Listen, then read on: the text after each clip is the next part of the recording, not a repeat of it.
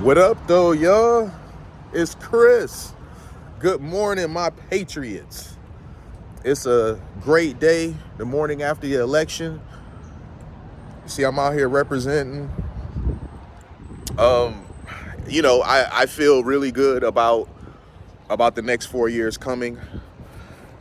I'm not saying that everything that's been bad the last 4 years is suddenly gonna be turned around and fixed. But I do believe we at least got a fighting shot at having a better next 4 years than we would have had if the election went the other way. So shout out to you guys, my patriots. Originally on this channel, I really wasn't going to talk a whole lot about politics or really talk about politics at all, really. But I don't know. It just kind of ended up going that way. Now, my channel is never going to be totally politics, but I am going to touch on politics here and there if it makes sense for me to do so. But I would get a lot of questions in the comments, people asking me who I was voting for, what I think about this, what I think about that. And not only did it encourage me to, kind of share that a bit more, you guys also got me to kind of educate myself a bit more. You wanting to know what I thought about this and that. I'd look into the things. I'd be like, hey, I need to know about this. I need to know about that. So you guys, you unintentionally inspired me to kind of just be better, be more informed, be a better type of voter. I realized that in my personal life, I can be very influential. 4 years ago, you guys know I voted for Joe Biden. I've told you guys that I've regretted that tremendously for a few reasons. One, Biden was awful. This Biden-Harris administration has pretty much destroyed everything. It's been so bad that even people who I knew that were voting right, that said that Biden was going to be awful and warned me he was going to be awful, they come to me saying, hey, listen, I know you regret voting for Biden, but don't trip about it too tough because he turned out to be far worse than anybody ever could have imagined. So even the people who thought Biden was going to be bad to begin with, he exceeded their expectations, their awful expectations. How's that for crazy? So you skip forward to now. I haven't shared this with you guys, but I will now. This election, I've kind of had a separation from a lot of my family, some friends too, because they are so stuck on the Democrat mentality, and there is no amount of there's no amount of talking to them that's going to work. There's no amount of trying to reason. They're just not going to budge. They wanted to believe, or maybe will always believe, that Kamala Harris was the better candidate so badly. And there was no amount, because I've sat and I've had conversations with some I've had via text messages. There is no amount of showing proof of how much things were better when Trump was president and how much worse things were during the Biden-Harris administration. There's literally no amount of evidence you can show backing that up that will satisfy them. They just don't want to see it no matter what. And that's kind of how I realized that some people, they're just always going to be stuck in a certain way of thinking. And this is outside of politics even. They're just going to be stuck in a certain way of thinking, and there's nothing you can do about it. Like with victim mentality, you guys hear me say often, I'm not a victim. I never have been a victim. I do exactly what I want to do every day, and I don't do what I don't want to do. And I accept whatever the outcomes are for that. Some people are always going to be victims in their mind. No matter what, something is always keeping them down. Just when I listen to a lot of the people talk about why they believe that Kamala was so great or would be great, they never can really give you any examples. But when I give examples of why I believe Trump would be great, they're often dismissive of it.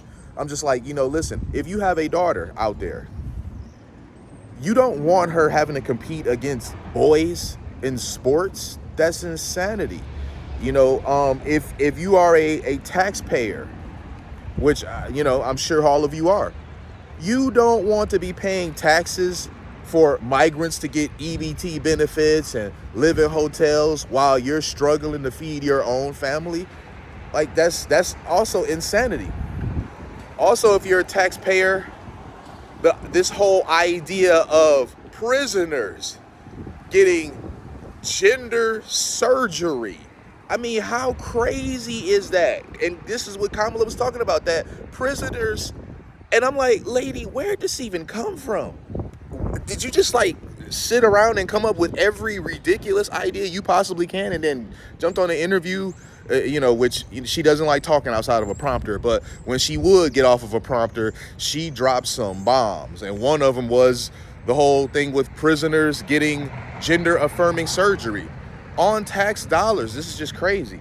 Or funding all these goofy wars that we're tied up in. I don't want that stuff. I want a secure border.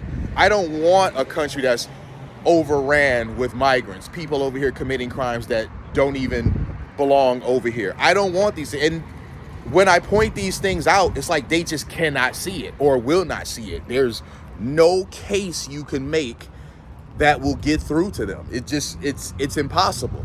I guess it's like when an unstoppable force hits an immovable object or something to that nature, the way the saying goes.